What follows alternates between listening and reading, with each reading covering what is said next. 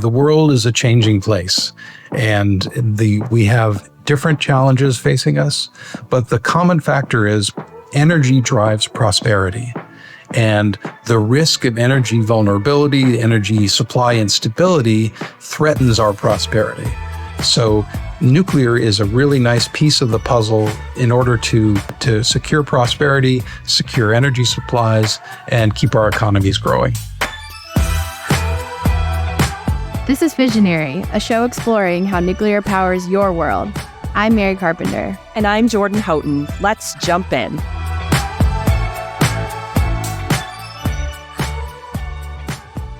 Hey, Jordan. Hey, Mary. Hello, Fissionaries. We're back. I'm very excited because we have an awesome season coming up for you guys. We are going on a world tour. We're going around the world. This season, for season 6, we'll be looking at how different countries around the globe are thinking about nuclear, who's investing, who's building, who's rethinking old assumptions, and who is shaping what comes next. This is such an important time to talk about this because there's so many reasons that people around the world need nuclear. So we'll dive into that. We'll be talking about which countries are really interested because it seems like every day there's a new country that becomes more interested in nuclear, takes the next step on nuclear. There's so many different phases of people of interest to actually signing agreements to starting to build. There's just a lot going on, and we thought that now was the right time to take it international. Yep, and we're kicking off the season with a former diplomat, not Carrie Russell, though I do love that show. I actually ran into Carrie Russell once internationally. You did? I did, yeah, Where? in Paris. In Paris, we were out to dinner, and she was celebrating her daughter's birthday at the table right next to us. Did you talk to her? No, I wish, but was thought it was important to mention because it was internationally that I saw her. Wait, there's like multiple tie-ins. It's like all coming together here. Was the whole family there? Oh, yeah. The whole family was there. Wow, that's like taking my breath away, Mary. I don't even know where to go from here. Yeah, it was pretty cool. Well, we are going to jump in with a former diplomat and help set the stage for the season. Justin Friedman is going to give us an overview of sort of the global landscape. And then as we go through the season, we'll do some deep dives. And I'm just sort of excited to virtually travel the world via this season. Let's go.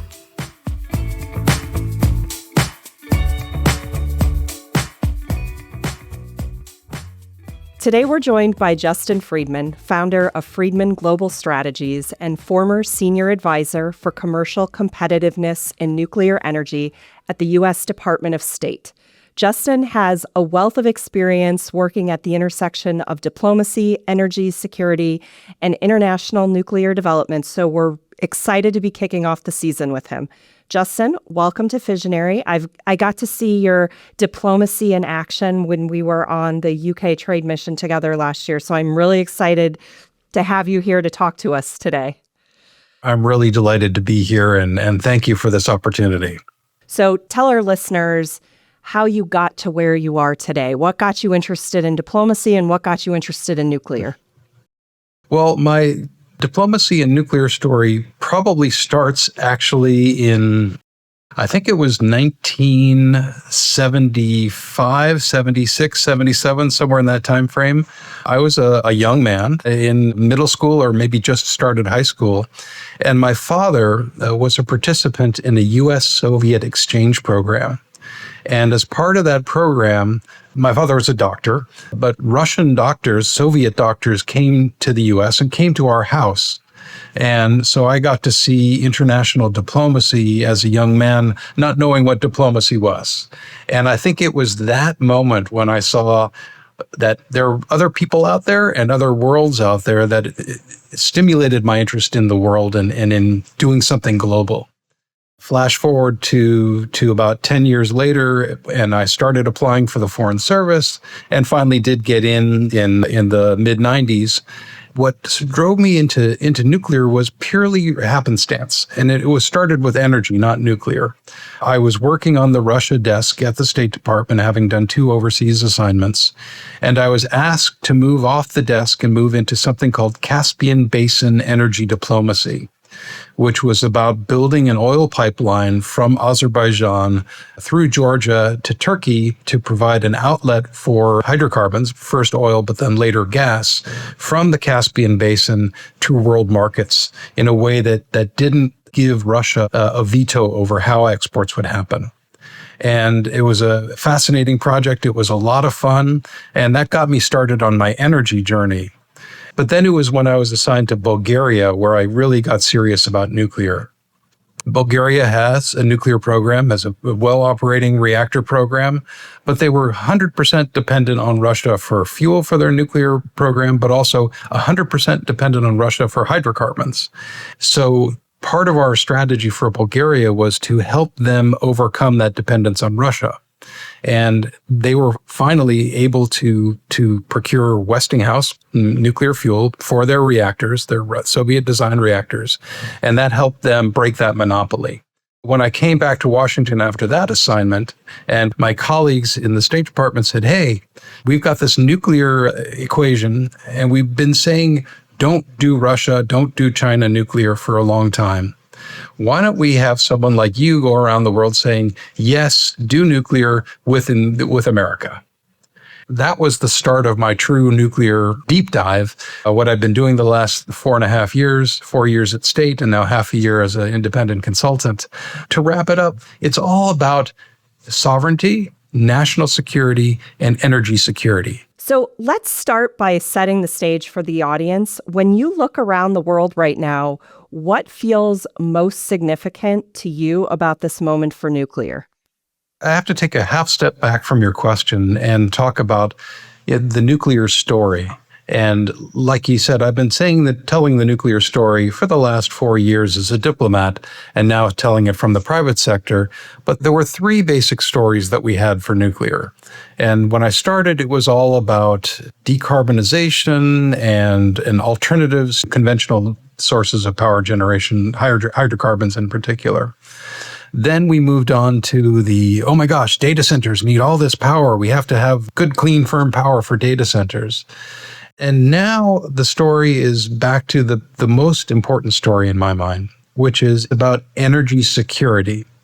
And recent events in the Persian Gulf and around the world about hydrocarbon supply vulnerabilities have only re-emphasized the importance of nuclear as the piece of the puzzle that provides secure, clean baseload power. And that energy security is the driver for nuclear. And I think that's what's going to drive us going forward. So a lot of countries have been interested in nuclear for a while now, but now we're actually seeing projects move from feasibility studies into designs or licensing, even construction in some places. What does that shift signal? I think it shows that that nuclear and SMRs in particular are moving out of the hype phase and moving into the practical reality phase. And I think that's really important. It was a challenge for the last 4 years going around the world saying, please take a look at American SMR technology. We'd love to have you consider that as part of your energy mix. And the first question out of the customers or the potential customers' mind was, okay, show me a working reactor so I can kick the tires. And I would say, well, give us a year or two.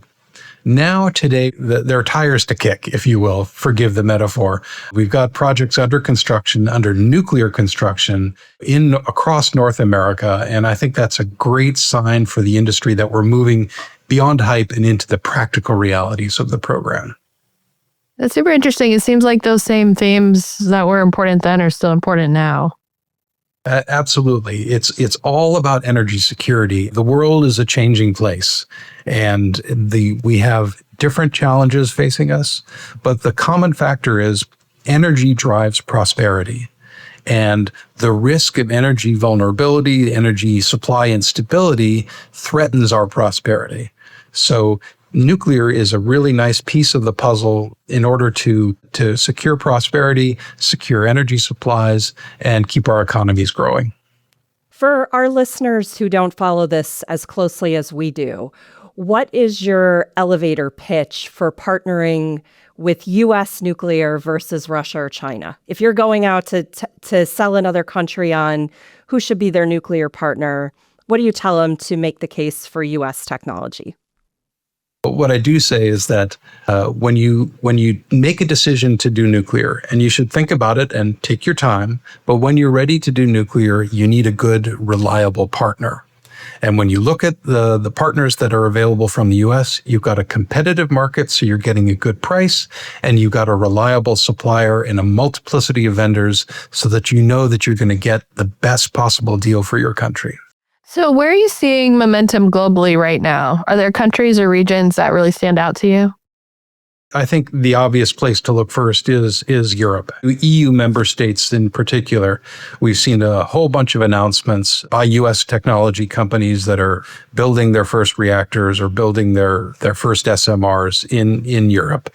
Poland, Romania, the State Department has just announced feasibility study work completed in Slovakia and new feasibility study in Croatia. So across Europe, you're seeing that the real driver. And I think that's what I've been saying for a long time, but I think that's where the first movers are happening. What's more interesting to me is how that first movers have now spread beyond Europe. And so we're seeing markets in Southeast Asia, from Indonesia, Malaysia, Singapore, Vietnam, to Latin America. Countries like Colombia, Brazil and Argentina obviously have nuclear programs, but other countries across Latin America are looking at expanding or starting programs. And then, interestingly enough, Africa.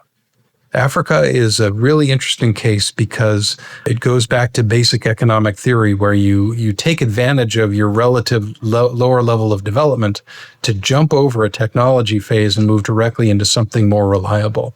And African countries are very seriously looking at nuclear now. And in fact, in very soon, I'll be back in Africa speaking at a summit there in Rwanda to talk about how they can take advantage of this opportunity to build out their grids in a more reliable way.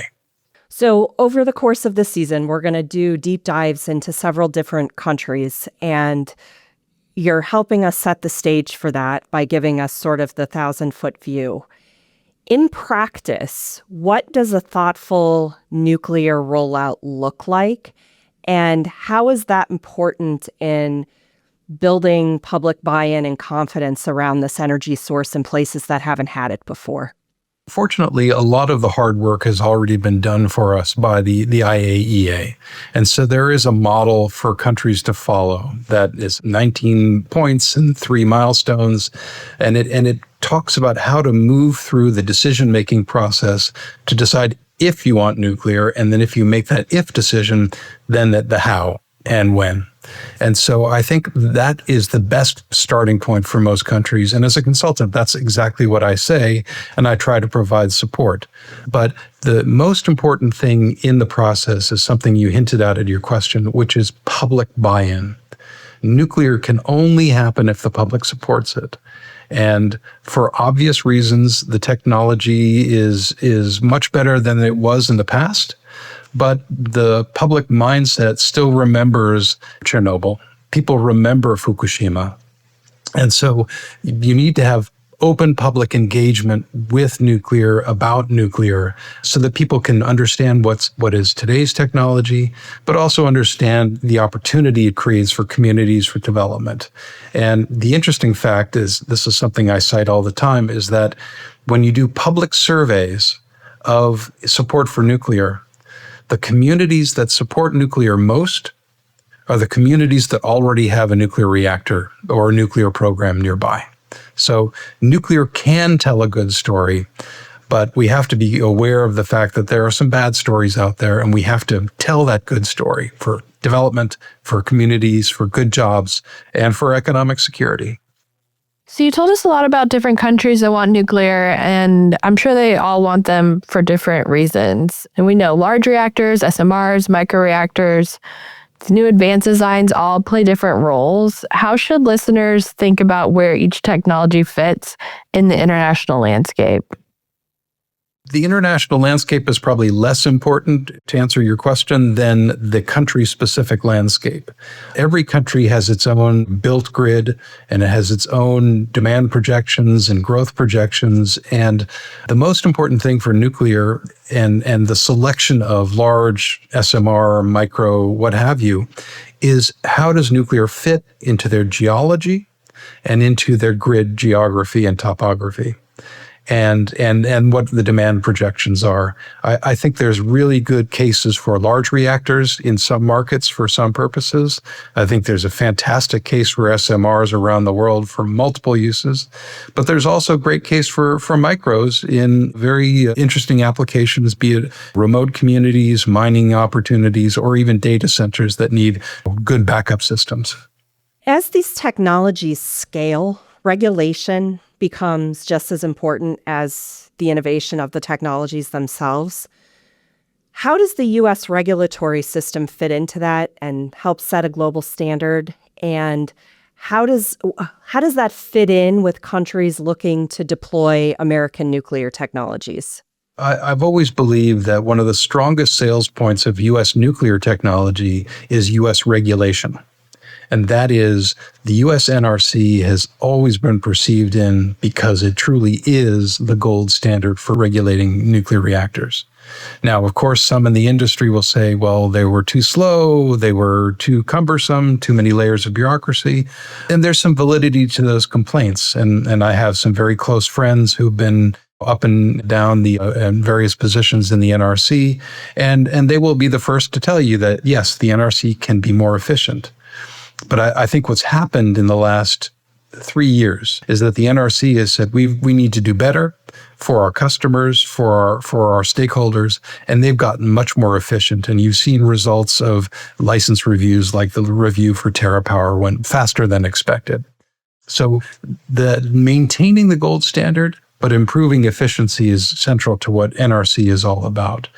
When we take that overseas, what customers say, especially if they're newcomers, they'll say, look, we don't know how to regulate a power reactor. We may have a test reactor or a research reactor in our country, but we don't know what to do with a power reactor. And so they will look to mentorship from an institution like the NRC to help them move through the process of review. And frankly, the SMR revolution, which is happening now, is going to be built on the basis of leading regulator reviews like NRC, like the UK's regulator, like the Canadian regulator, all working together to create a template and a design certification that allows other countries' regulators to focus on local factors like environment, like geology. And so that they can focus their energies on making sure the design fits their conditions, not so much is the design good. And that's why keeping the NRC as the world's gold standard regulator is in the national interest of the United States and in the economic interest of U.S. companies.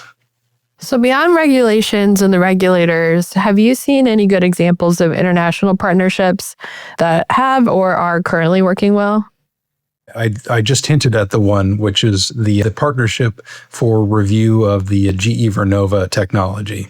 Now, the Canadian regulator is the lead, but the US regulator and the UK regulator and also the Polish regulator are working together, and they're not just checking each other's work, they're dividing the work, they're doing parts that they do well and sharing that it results with the other regulator so that there's cross-pollination, cross-fertilization.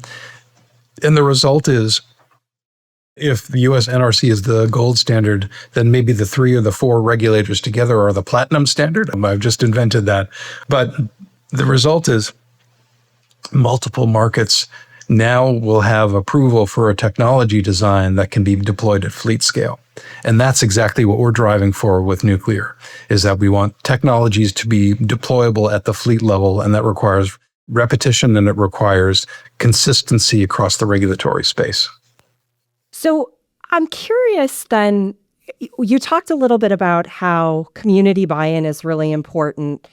And because there have been incidents like Chernobyl and Fukushima, but in some of the conversations we've had on the show previously, International guests have talked about how there's less skepticism and more support where they are than there is in the U.S.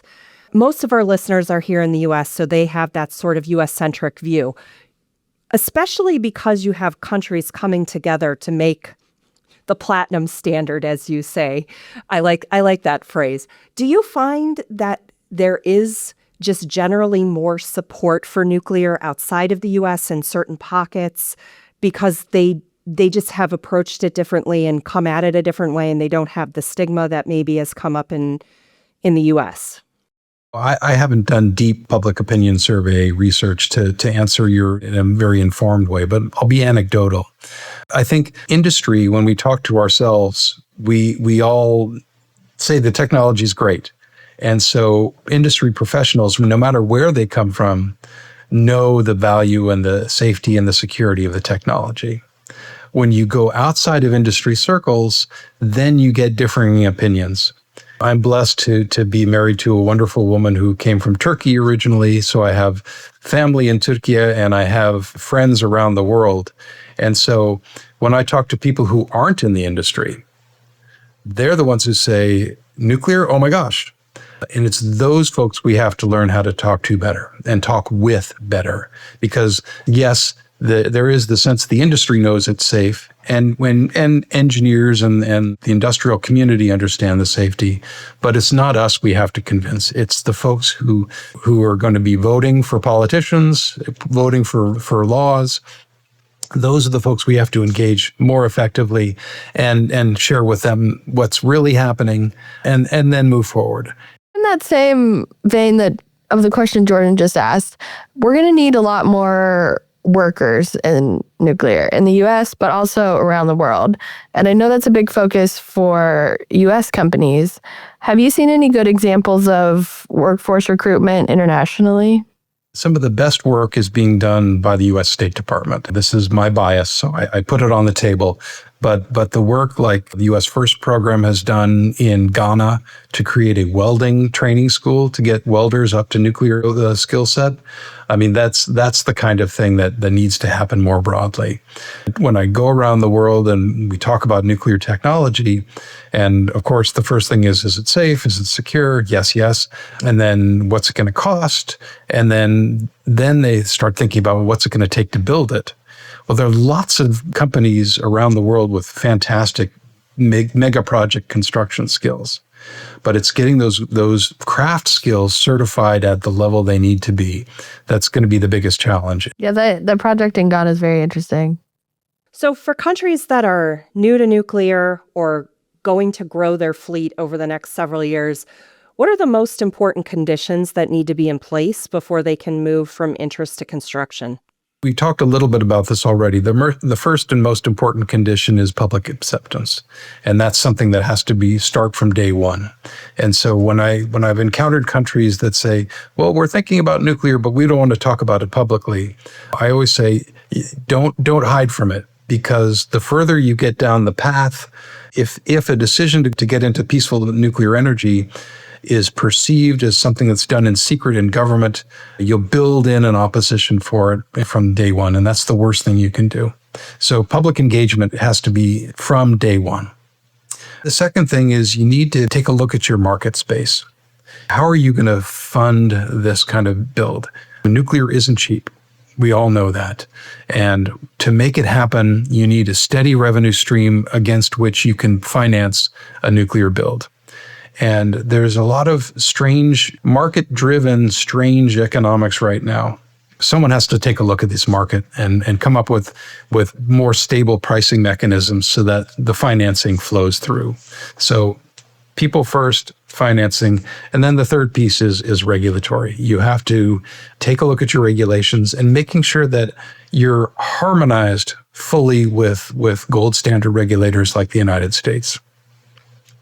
It's if you have micro adjustments that seem small and less important in your regulations to meet some kind of specific local concern that can get in the way of fleet-built reactors and drive your construction costs off, drive your operating costs up, and create a condition that the nuclear can't succeed the way it should. So of the three things, public engagement, market structure, and regulation, I think those all have to happen early on in the process to make sure that you have a successful nuclear program. So in the near term, what are you most excited about? I'm most excited because now that we're moving into the real construction phase, we're no longer in the mythology phase where you get crazy valuations from stock markets that are trying to catch the next wave, buy the next Apple computer, and we're seeing real practical construction happening. And that really makes me excited because now when I go to countries and say, and I think this is me being better at it too, I say, no, you're not going to build one SMR. We're going to start with the idea of building a fleet because we know the first one is going to be a little bit pricey, but it's the sixth one that's going to show you how well your country can do and how well your market will do with this technology. All right, we've got one more question for you. It's going to be the question we're asking everyone this season.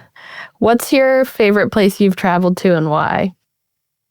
I'm going to bore you. I'm going to say Turkey again because, it is family and I love to swim in the ocean. It's got great beaches and great water to swim in. But seriously, it's also a great market. And it's a dynamic, growing economy. It's had its challenges, and the fiscal house is not in great shape. But the need for power and the need for stable complement to the investments they've made in renewables makes nuclear a great market. And I'm looking forward to building something there. Awesome. Thanks so much for joining us. Thank you. Thank you for having me. Well, that was a great conversation. So interesting to really set up just the global landscape that we're in right now. And Jordan, I know that you've traveled with Justin before. So tell us a little bit about that. We didn't dive into that a lot. Yeah, I mentioned at the beginning that he was on an NEI-sponsored trade mission to the UK, and it was really interesting. It was my first time traveling internationally with NEI, and basically what we did is we traveled with CEOs and other high-ranking officials of countries who are interested in doing business, in this case in the UK, but we do these all over the world, so it depends on the country who's going and who's interested in business there, and do meetings with government officials, energy ministers, elected officials in the country that we're in. And it was fascinating. Justin was there at the time. He was still with the U.S. Department of State, and we had meetings at the U.S. Embassy, and we got to do a reception at the ambassador's residence, which was my favorite part because it was just fun to see it. But it's really interesting to see that the conversations about the commerce between the countries and the partnerships forming in real time via that sort of work. And super important, didn't understand how it worked till I went on it. And it was really cool to see all the dialogue happening and seeing progress being made right there. That's so interesting that you got to go and experience that because our organization does a lot of these and all over the world. All over. And it really just shows how interested foreign nations are in U.S. technologies and working with the U.S. government and just how much demand there is for nuclear around the world right now. Just the sheer amount of these trips that happen every year. Yeah, the enthusiasm was palpable, and it was just really neat to see tangible movement. While we were there, you just see the progress being made, and so incredibly worthwhile. And I'm excited for what's to come. Yeah, and we'll dive into some of these countries that NEI's been on trade missions to throughout the season. So make sure you guys tune in. So if you enjoyed this episode, make sure to follow Fissionary on Apple, Spotify, or wherever you listen. And while you're at it, leave us a rating or review. It helps others discover the show. Thanks for listening, and we'll see you on the next episode and our first stop internationally.